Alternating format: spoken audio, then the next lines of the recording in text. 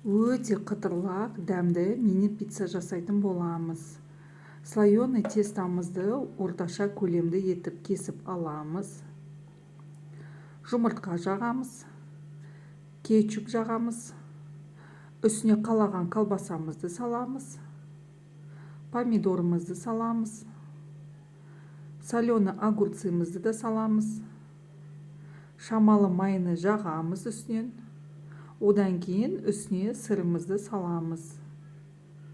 200 градуста қызып тұрған пешімізде 20 минут пісіріп алатын боламыз. Бізде осындай өте дәмді қытырлақ пицца шығады. Өте дәмді, жасап көріңіздер. Сіздерге ұнайды деген сенімдемін. Егер де менің видеом ұнаса, тіркеліп лайк басуды ұмытпаңыздар. Баршаңызға ас болсын.